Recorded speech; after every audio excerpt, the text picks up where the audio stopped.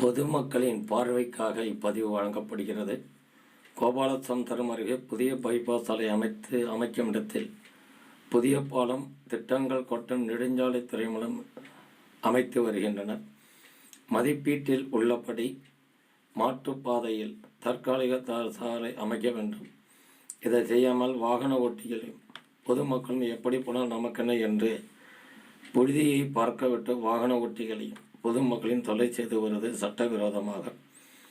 இது சம்பந்தமாக கடந்த 1/9/2000 புகைப்படுத்தல் மனு அளித்தும் இன்று வரை எந்த நடவடிக்கையும் எடுக்காமல் வாகன ஓட்டிகளை தொல்லை செய்து வருகின்றனர். இந்த மாற்றுப்பாதையை சரியாக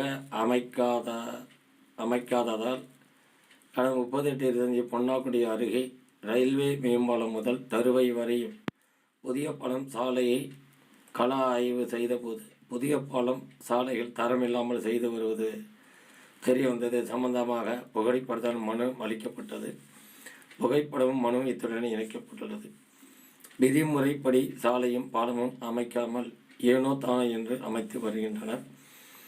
பாலத்தில் காங்கிரீட்டில் உள்ள ஜல்லிகள் அப்படியே வெளியே தெரிகிறது. சென்னை அமைத்ததில் சரியான ஆதாரை வைத்து செய்யாமல் வெளிமாநில கூலியால் ஹிந்திக்காரர்களை வைத்து செய்கின்றனர்.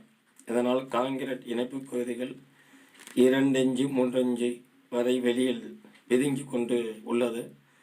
இதனால் கட்டுமானம் பலகீனமான நிலையில் எதிர்காலத்தில் இருக்கும். மூலமட்ட லைன் மட்டக்கோள் லைன் என்று எதுவும் இல்லாமல்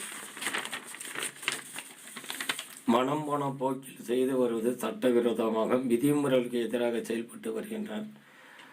பாலங்களின் பக்க சுவர்களின் ஓரம் தரமான மண்ணை கொட்டி சமம் செய்து ரோலர் உருட்டாமல் பாறை கற்களை கொண்டு நிரப்பி வருகின்றனர்.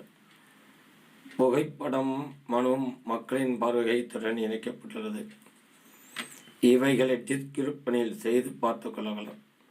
இவர்கள் மீது உரிய சட்ட நடவடிக்கை மேற்கொள்ளப்படும். என்றும் மக்கள் நலனே.